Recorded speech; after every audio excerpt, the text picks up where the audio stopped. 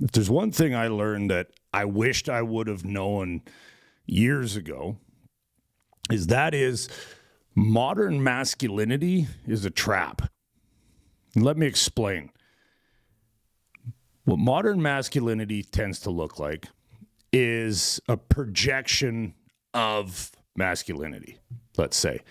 What I mean by that is we project ourselves out to be masculine, which means we project ourselves out into the world to look masculine a lot of times. So that looks like trying to have big muscles, trying to have a whole bunch of money, driving fancy cars, having beautiful women. That is all a possessional thing, and that is all a projection of success and of being a manly man, let's say. But I want to spin this a different way for you. And tell me what you think in the comments. But this was profound when I heard it, or when I figured this out, I should say. Is biology is different than appearance. And what I mean by that is whatever you adhere to as far as how long we've been on this planet for, I don't really care. I know it's been for at least a few thousand years, upwards of a few million. I don't know. But what I do know is that we would have operated a hell of a lot more like animals prior to the advent of a lot of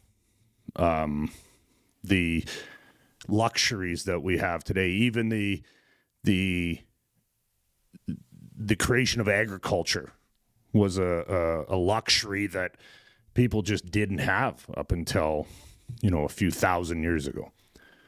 Where I'm getting with that is that if you were to take us back in time, where our brains began to wire and where a lot of our natural tendencies were created, you would notice that most people would have been created somewhat equally.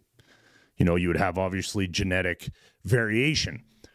But let me take muscle, for example, like getting jacked, in the gym. Well, if myself and 50 other tribe members, let's call it, 50 other men in tribe, are all the same capabilities or within, a very close version of the same capability, well, that muscle then would be a definitive advantage as far as being able to go into fights with other tribal members or other tribes, with other with animals, like say you're hunting. That excessive muscle mass would have been natural, for one thing. You wouldn't have built it. It just would have been part of you. And those are usually the strongest guys I've been in the gym industry a long time. The strongest guys you'll ever meet are the guys that are just naturally strong. So Mother Nature would have made certain men more strong than others. Therefore, if you'd seen a man with big muscles, big neck, big legs, all this thing, you would know that he is superior to you at a lot of things. We would know this because that muscle would be a hell of a lot more functional than the muscle of a man who had less of it, or if that makes sense. Fast forward till now, you can literally go into a gym, pump your muscles up through bodybuilding practices, and I'm not bashing them, I'm just using it as an example. Pump your muscles up, and they're actually not really that functional. There could be a guy with half of your muscle mass that is twice as strong and twice as competent when it comes to using that muscle mass. But yet we look at that guy that goes to the gym and gets himself all pumped up as superior in strength and all this stuff, all like applying force, which a lot of times there is a correlation, but it's not what we think. So therefore, other men and women see a more muscular man, and genetically in their head, boom, they think that guy is superior in a lot of physical aspects. But it's not always the case. And actually, way more often than not, in my experiences, their Gym muscle does not even come close to what I call farm muscle, right? You go and grapple in with a farm boy one time and you'll figure it all out. I grew up in that world and it's a different world. So we are led to believe that more muscle means stronger guy, higher value. But the problem is that guy spending more time puffing his muscles up than he is actually going out and being competent. So the same thing can go with money. So you get this guy that's rich as hell, and maybe he's, trading crypto or something like that. Well, because he has money, everybody thinks that he is highly competent as a man. I'm not saying he's not competent as a trader or as a generator of money. He probably is. But we're talking about masculinity. So you can be the least masculine man ever, trade crypto, and look like an absolute stud. Why is that? Because our brains are wired that man has more resources. And back in the day, if you had more resources, you got them through masculine competency. You didn't get them by living on the periphery.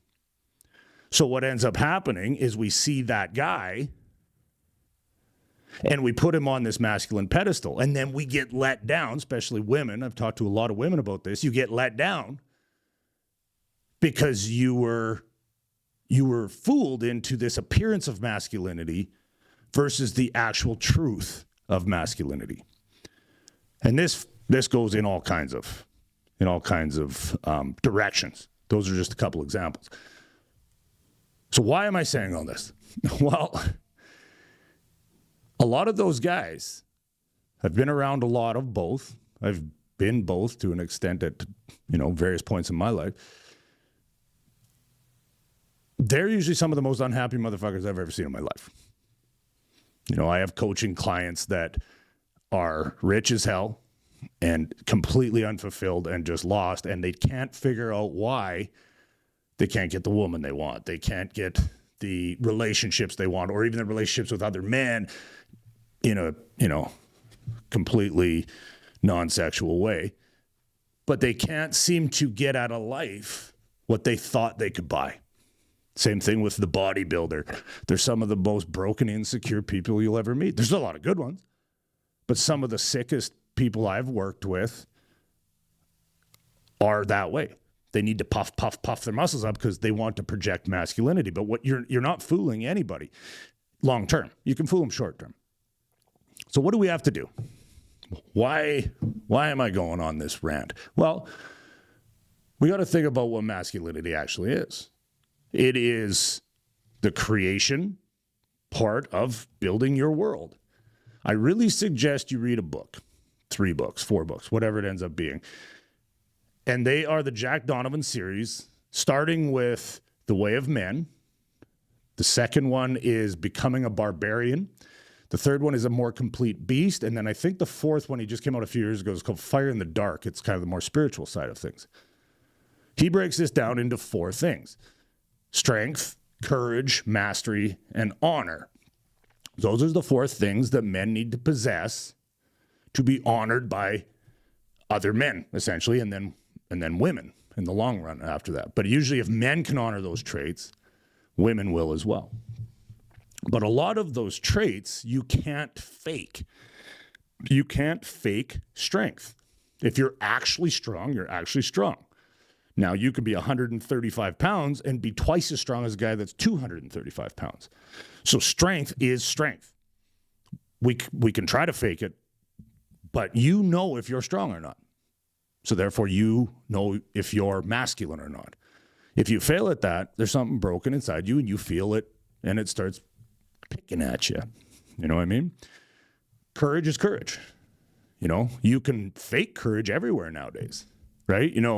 Coming out and talking about your victimhood isn't courage.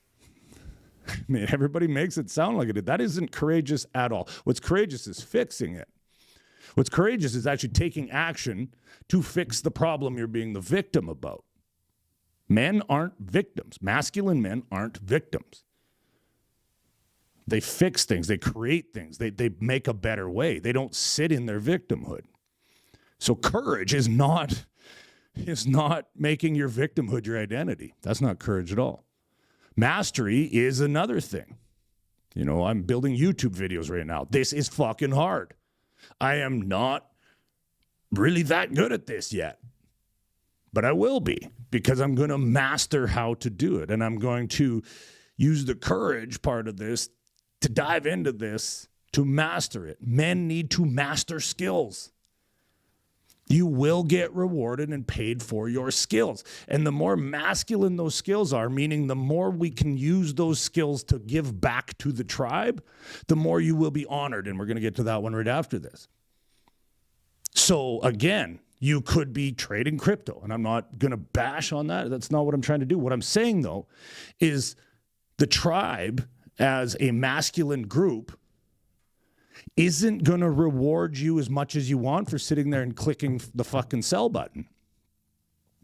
You're going to get money, and that's great. But typically, the world and Mother Nature and the group of men that make up this tribe we have will honor you more for actual tangible skill set, masculine skill set, than they will on some peripheral way to look cool. Right? Now, if you can trade stock, crypto, whatever it is, and then turn around and turn that into purpose, then now you're onto something. If you can take that money and give back to the tribe and make men better, because that's what we're here to do, now you're cooking with fire. But if you do it just to have a whole bunch of money, throw that money around and think everybody's going to love you because of it, they don't love you. They love to transact with you and get things from you, but they don't respect you. And that's where we come to honor. Honor is just basically what other men think about you, and not in a, negative way. And it's like, oh, he's judging me and stuff. No, it's like when men find you honorable, it means that you're taking care of those aspects and that they can trust you when the battle comes. I know we're not going to probably have battles like we used to, maybe, who knows, but I don't think so. But that's the way that men respect you, is they honor you because you are masculine and competent. So if you're just pretending to be competent, you're not going to get the honor you look for. We're always looking to be honored, but we don't. We do the diet thing to do it. We do the light version to go pretend, right? We don't actually get strong. We just go puff our muscles up. We don't actually go become valuable in service and in giving back. We just make a bunch of money, throw it around, and pretend we're fucking cool.